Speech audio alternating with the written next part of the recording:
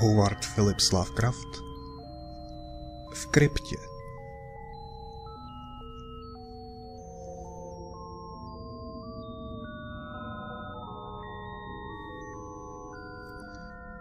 Podle mne není nic absurdnějšího, než tradičně přejímaný názor, že věci nepěkné nemohou být zároveň užitečné, který se zdá pronikat do kolektivního povědomí stále hlouběji.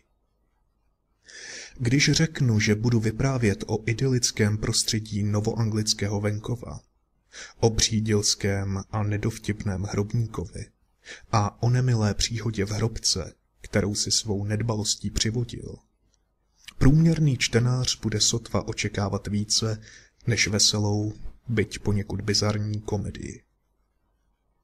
Jenomže Bůh ví, že ta všední historka, kterou nyní, když už je George Birk po smrti, konečně mohu vyprávět, má i své stránky, vedle nichž blednou ty nejtemnější tragédie. Birk se nervově zhroutil a změnil svou živnost v roce 1881. A pokud se tomu mohl vyhnout, o tom, co se stalo, nikdy nemluvil. Stejně nezdílný byl i jeho starý lékař, doktor Davis, který zemřel již před lety. Všeobecně se soudilo, že ta rána, z níž se otřesený Birk už nevzpamatoval, byla způsobena krutým nedopatřením. Omylem se tehdy na 9 hodin zavřel do sběrné hrobky hřbitova v Peck Valley a ven se musel dobývat jen s využitím primitivních prostředků a dosti nešťastně. Přestože to všechno byla nepochybně pravda, v pozadí se skrývaly ještě jiné a mnohem temnější okolnosti, jak mi onen muž v opileckém třeštění ke konci svého života často šeptával. Svěřil se mi, protože jsem byl jeho lékař a protože po Davisově smrti zřejmě cítil potřebu vypovědět to někomu jinému. Byl to ale starý mládenec a neměl vůbec žádné příbuzné. Před rokem 1881 se Birk v Peck Valley živil jako místní hrobník. Bylo to velmi otrlé a dosti tupé individuum, jak už individua tohoto druhu bývají. Praktiky, které mu připisovali, se dnes už zdají neuvěřitelné, tedy alespoň ve městě. Dokonce i obyvatelům Peck Valley by trochu zatrnulo, kdyby znali uvolněnou morálku svého mistra hrobaře, pokud šlo o tak sporné otázky, jako zda si přivlastnit nebožtíkovi sváteční šaty do rakve, jestliže je pod víkem stejně nikdo neuvidí, či o míru piety, již zachovával při úpravách zesnulých a s níž skládal jejich ostatky do schránek, které neměly vždycky ty nejsprávnější rozměry. Birk byl docela určitě nepřístojný, necitlivý lajdák a flink a profesně naprosté budiš k ničemu. Přesto si dodnes myslím, že nebyl zlý. Byl prostě hrubého zrna a každým coulem zabedněný, necitlivý, nepozorný a trochu násoska, o čemž svědčí ona nikterak nezbytná nehoda. A navíc mu chyběla ta pověstná špetka rozumu, která udržuje chování průměrných občanů v určitých mezích slušnosti. Jen nevím, odkud bych měl s Birkovým příběhem začít, protože nejsem nijak zkušený vypravěč. Asi by bylo nejlepší vrátit se do toho chladného prosince roku 1880, kdy zmrzla půda a všichni hrobníci zjistili, že do jara už žádné další hroby nevykopou. Vesnice byla naštěstí malá a úmrtnost nízká, takže všechny Birkovy mrtvé ovečky našly dočasné útočiště v jedné starobylé sběrné hrobce. Hrobník v tom psím počasí otupěl dvojnásob a vypadalo to, že v lajdáctví předčí snad i sám sebe. Nikdy předtím nestloukal chatrnější a ošklivější truhly a nepodceňoval tak naprosto péči o zrezivělý zámek na dveřích hrobky, s nimiž při otvírání a zavírání práskal s ostentativním nezájmem. Konečně přišlo jarní tání a hroby byly po úmorné dřině připraveny pro uložení sklizně 9 plodů ponurého sadaře, ještěže čekali v hrobce. Birk, jakkoliv se děsil námahy spojené s přemisťováním a pohřbíváním, začal s převozem jednoho nepříjemného dubnového rána. Ale už předpolednem toho nechal, protože se spustil prudký liják, který zřejmě popuzoval jeho koně. Na místo trvalého odpočinku uložil pouze jediné tělo. Tím mrtvým byl Darius Peck, 90-tník, jehož hrob nebyl od sběrné hrobky daleko. Birk se rozhodl, že další den bude pokračovat s drobným staříkem Matthewem Fennerem, který měl hrob rovněž docela blízko. Ve skutečnosti si dal 3 dny odklad a k práci se nedostal dřív než 15. na Velký pátek. Nebyl pověrčivý a že je svátek si ani pořádně neuvědomil. Ale od té doby už vždycky odmítal dělat v osudný 5. den týdne cokoliv důležitého. Události toho večera George Birka nepochybně velice změnily. V pátek 15. dubna odpoledne se tedy Birk vydal s koněm a povozem k hrobce, aby převezl tělo Matthewa Fennera. Nebyl úplně střízlivý, jak posléze připustil, i když tehdy ještě nemírnému pití tolik neholdoval, to až později se snažil s jeho pomocí zapomenout na jisté věci. Trochu se motal a byl dost neopatrný, aby tím dráždil svého citlivého koně. Když zvíře nahoře u hrobky bezohledně zastavil, kůň zařechtal, zahrabal kopytem a pohodil hlavou stejně jako minule, když ho rozčílil déšť. Den byl jasný, ale zvedl se silný vítr, takže Birk se pospíchal schovat. Odemkl železné dveře a vděčně vešel do krypty vyhloubené ve svahu. Nikdo jiný by patrně prostředí vlhké a páchnoucí kopky s 8 nepořádně uskladněnými rakvemi zvláště dobře nesnesl, ale Birk měl v té době hroší kůži a zajímalo ho jenom, aby dostal správnou rakev do správného hrobu. Dosud si živě pamatoval to pozdvižení, když příbuzní Hany Bixbyové chtěli převést její tělo na hřbitov ve městě, kam se přestěhovali, a našli pod jejím náhrobkem rakev soudce Kepwella. V hrobce bylo šero, ale Birk měl dobrý zrak a tak se nespletl a nesáhl omylem po rakvi Asafa Sawyera, přestože si byly podobné. Tuhle rakev vyrobil původně pro Matthewa Fennera, ale nakonec si připomněl, jak velkoryse a vlídně se k němu ten stařiček zachoval, když se před 5 lety dostal na mizinu a v nezvyklém návalu dojetí rakev odložil stranou. Zdála se mu příliš humpolácká a sfušovaná. Starému Metovi vyrobil nejlepší rakev, na jakou jeho schopnosti stačily. Ale byl dost šetrný, aby tu zavrženou truhlu nevyhodil a nakonec ji použil, když Asafa Sawyera sklátila zhoubná zimnice. Sawyer nebyl 2krát příjemný člověk. Byl téměř nelidsky mstivý a o jeho paměti, s níž evidoval všechna skutečná či domnělá příkoří, kolovalo množství historek. Birka tedy netrápily žádné výčitky svědomí, že tu ledabyle stlučenou rakev přidělil jemu. A i nyní ji při hledání Fennerovy rakve jenom nevšímavě odstrčil stranou. Přesně ve chvíli, kdy rakev starého Meta našel, přirazil vítr v chodové dveře a Birk se ocitl v ještě hlubší tmě. Úzkým světlíkem nad překladem procházely nyní jenom slaboučké paprsky a větrací šachtou ve stropě ani to ne. A tak Birkovi nezbylo, než aby s nadávkami prokličkoval mezi podlouhlými truhlami k zavřeným dveřím.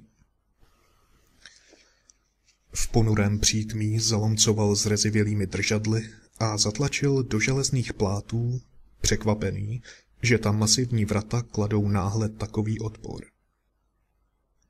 A v tom přítmí mu také postupně došlo, v jaké situaci se ocitl a Birk hlasitě vykřikl, jako by jeho kůň venku mohl udělat víc, než neúčastně zaržát v odpověď.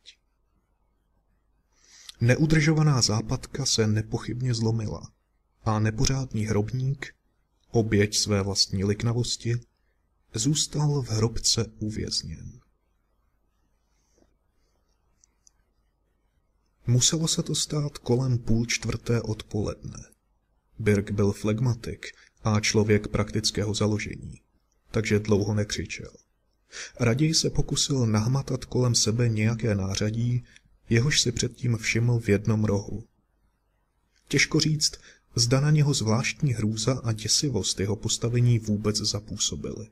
Ale sám holý fakt, že zůstal trčet na tak odlehlém místě, kam nikdo nechodí, ho stačil důkladně popudit. S prací ještě ani pořádně nezačal a pokud sem někdo náhodou nezavítá, možná tu bude muset zůstat celou noc, anebo ještě déle. Birk se konečně dostal k hromadě nářadí. Vybral si kladivo a dláto a vrátil se mezi rakvemi ke dveřím. Vzduch začínal být odporně nedýchatelný, ale takovým podružnostem nevěnoval Birk pozornost, protože byl nadobro zaujatý prací. Napůl pohmatu zápasil s těžkou a zrezivělou západkou. Dal by cokoliv za lucernu nebo kousek svíčky, neměl však ani jednu a tak se téměř poslepu lopotil, jak se dalo. Když pochopil, že se mu západku v žádném případě nepodaří uvolnit, alespoň ne s tak ubohým náčiním a v takové tmě, rychle zauvažoval, jak jinak by se mohl dostat ven. Krypta byla zahloubena do svahu, takže úzká větrací šachta ve stropě byla proražena skrze několik stop hlíny. Ten směr tedy vůbec nepřipadal v úvahu. Avšak vysoko umístěná štěrbina světlíku ve zděném průčelí nade dveřmi by se při troše námahy možná dala rozšířit. Proto na něm Birk dlouze spočinul pohledem a začal si lámat hlavu, jak by se k němu dostal. V hrobce nebylo nic na způsob žebříku a z výklenků pro rakve, které byly v ostatních 3 stěnách a které se Birk zřídka kdy obtěžoval využít, se do prostoru nade dveřmi nedalo dostat. Jako provizorních schodů by se však možná dalo použít rakví. A když si to Birk uvědomil, začal vymýšlet, jak je co nejlépe poskládat. Počítal, že 3 rakve, jedna na druhé, by mohly stačit, aby na světlík dosáhl, ale 4 by byly rozhodně lepší. Rakve byly podobně velké, daly se na sebe skládat jako kostky, a tak Birk počítal, jak pomocí všech 8 rakví postavit co nejstabilnější lešení tak, aby se na ně dalo bezpečně vylézt. Při svých úvahách hořce litoval, že stupně jeho zamýšleného schodiště nejsou vyrobeny solidněji. A těžko lze pochybovat, že si v duchu přál, aby byly bývaly prázdné. Nakonec se rozhodl položit 3 rakve rovnoběžně se zdí jako základnu, na ně vystavět 2 patra po 2 vedle sebe a navrch umístit poslední rakev jako horní plošinu. Na takovou konstrukci by se dalo snadno vyšplhat a měla by dostatečnou výšku. Ještě lepší by však bylo, kdyby mohl na základnu použít jenom 2 rakví, aby mu jedna zůstala v záloze pro případ, že by se při samotném prolézání ven potřeboval dostat ještě výš. A tak se zajatec v příšeří kopky dřel s rakvemi, bez velkých cirátů přesouval netečné tělesné ostatky a jeho miniaturní babylonská věž vrstvu po vrstvě narůstala. Některé rakve začaly při přesouvání praskat a Birk si usmyslel, že jako poslední si nechá solidně stavěnou rakev maličkého Matthewa Fennera, aby získal pro nohy co nejspolehlivější oporu. Při hledání správné rakve se v pološeru musel spolehnout především na svůj hemat a narazil na ní ve skutečnosti téměř náhodou. Dostala se mu pod ruku jakoby něčí záhadnou vůlí když ji předtím bez děky uložil vedle jiné rakve do 3. vrstvy. Konečně byla stavba dokončena. Birk se posadil na první schod svého příšerného schodiště a udělal si přestávku, aby dal odpočinout bolavým pažím. Pak opatrně vylezl i s náčiním nahoru. Nyní se dostal až na úroveň úzkého světlíku. Zdi kolem něj byly ze samých cihel a vypadalo to, že by jich dokázal celkem brzy vysekat dost, aby se vzniklým otvorem protáhl. Když se ozvaly první údery kladiva, kůň venku zařechtal a znělo to právě tak povzbudivě jako výsměšně. Tak či tak se to k situaci dobře hodilo, neboť se ukázalo, že zdivo, jež mělo snadno povolit, je krom obyčejně odolné. Tím Birkovi vznikl nový problém, jehož řešení si vyžadovalo veškeré úsilí a sarkastický komentář ohledně pomíjivosti pozemských nadějí byl bez pochyby na místě. Venku se setmělo a Birk se pořád ještě lopotil. Na nebi se nakupily mraky a zakryly měsíc, takže pracoval téměř poslepu. Přestože postupoval jen pomalu, pohled na otvor, který se utěšeně rozšiřoval, byl povzbudivý. Birk si byl nyní jist, že do půlnoci bude z hrobky venku a zcela věrný své nátuře si nepřipouštěl žádné děsivé myšlenky.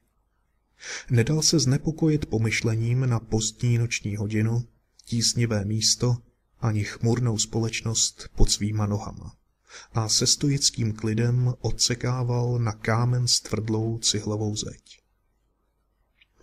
Tu a tam zaklel, když ho některý úlomek zasáhl do tváře, nebo se zasmál, když odštěpek trefil koně, jenž stál stále neklidněji a hrabal kopytem někde pod cipřišem. Po nějaké době se otvor zvětšil natolik, že Birk chvílemi odvážně zkoušel, zda by se již nedokázal protáhnout. Jak přitom ustavičně přesouval těžiště, rakve pod ním se kymácely a vrzaly.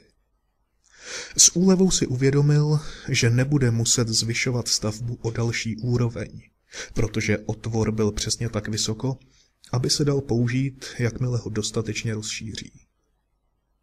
Musela být už přinejmenším půlnoc, když se Birk rozhodl, že zkusí prolézt světlíkem ven. Přes časté přestávky byl unavený a spocený.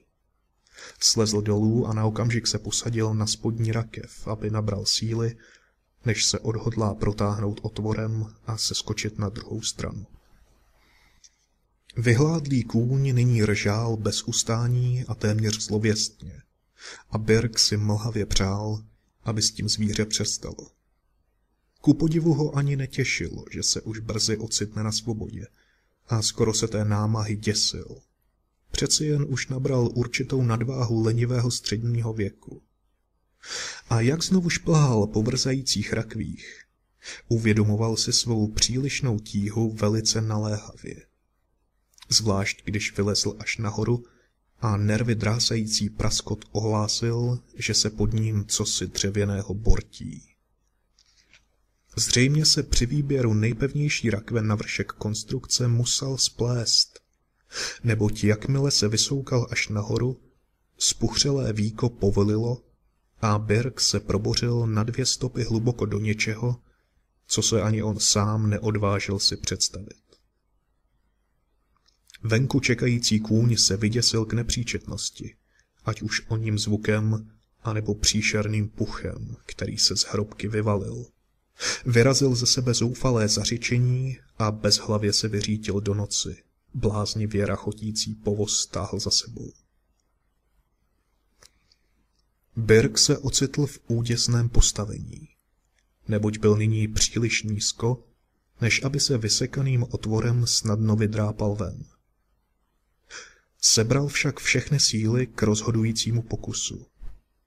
Křečovitě se zachytil okraje otvoru a vzepřel se na rukou, když v tom ucítil, jak ho něco podivně brzdí, a za oba kotníky stahuje dolů.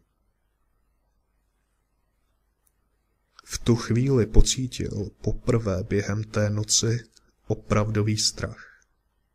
Protože ať se namáhal, jak chtěl, nedařilo se mu uvolnit nohy z neznámého sevření, v němž byl nemilosrdně uvězněn. Lýdky mu projela strašlivá bolest, jako by mu někdo zle ubližoval. Hlavou mu vířil děs, nad nímž se snažili nabít vrchu rozumné úvahy, jež původ bolesti připisovali třískám, rezavým hřebíkům a čemukoliv dalšímu, oč se lze poranit na rozbité dřevěné truhle. Možná, že vykřikl, rozhodně však zoufale a instinktivně kopal nohama a snažil se je vyprostit, zatímco jeho vědomí se v polovičních mrákotách nořilo do temnot. Pološílený se nakonec přece jen protáhl světlíkem a jakmile s žuchnutím dopadl na vlhkou zem, začal se plazit pryč. Zjistil, že se neudrží na nohou a měsíc, který náhle vyplul z mraků, se tak stal svědkem úděsného výjevu. Berg s krvácejícími kotníky se po břiše vlekoucí k domku správce hřbitova v bezhlavém spěchu zarývá prsty do černé hlíny a jeho tělo reaguje zoufale pomalu, jak to bývá, když člověka cosi honí ve zlém snu. Berka však dozajista nikdo nehonil. Když totiž správce Armington po sotva znatelném zaškrábání na dveře otevřel, Berg byl naživu a úplně sám. Armington ho uložil do prázdné postele a poslal svého synka Edwina pro doktora Davise. Otřesený muž byl při vědomí, ale nemluvil souvisle. Pouze vyrážel výkřiky a útržky vět. Ach, moje kotníky, nech mě, zavřený, v hrobce. Pak přišel doktor s brašnou, rázně mu položil několik otázek, svlékl mu svrchní šat, boty a ponožky. Vypadalo to, že rány, neboť Berg měl oba kotníky kolem Achillovy šlachy skutečně strašlivě rozdrásány, starého doktora vyvedli z míry, nebo že ho dokonce vyděsili. Kladl otázky mnohem nervózněji, než je u lékaře běžné. A když Berkovi zmrzačené nohy ošetřoval a obvazoval, třásly se mu ruce a spěchal, jako by si přál, aby mu zranění zmizela co nejrychleji z očí. Nezaujatý lékař by se byl Davisovu zmatenému a poněkud děsivému křížovému výslechu musel notně podivit. Doktor se z vysíleného hrobníka snažil vytáhnout i ty nejmenší podrobnosti jeho hrůzného zážitku. Především ho zajímalo, zda má Berg jistotu, absolutní jistotu, čí byla ta vrchní rakev na hromadě. Chtěl vědět, jakým způsobem ji Berg vybral, jak mohl s určitostí poznat, že je to Fenerova rakev, a podle čeho je odlišil od hůře vyrobené, ale jinak naprosto stejné, rakve zlotřilého Asafa Sawyera. Což pak by se bytelná Fenerova rakev mohla tak snadno pobořit?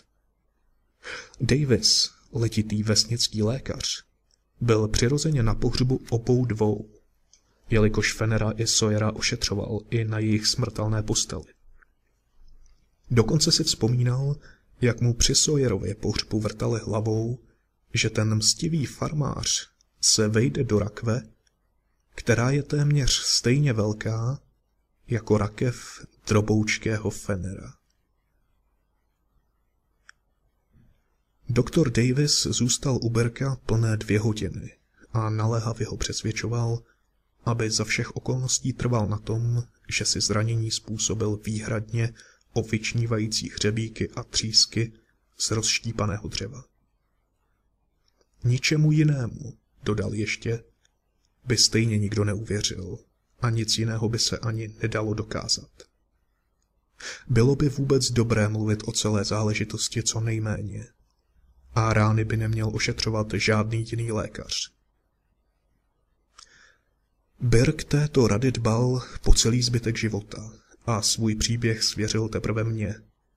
A když jsem spatřil ty jizvy, byly už staré a vybledlé, dal jsem mu za pravdu, že to bylo moudré rozhodnutí.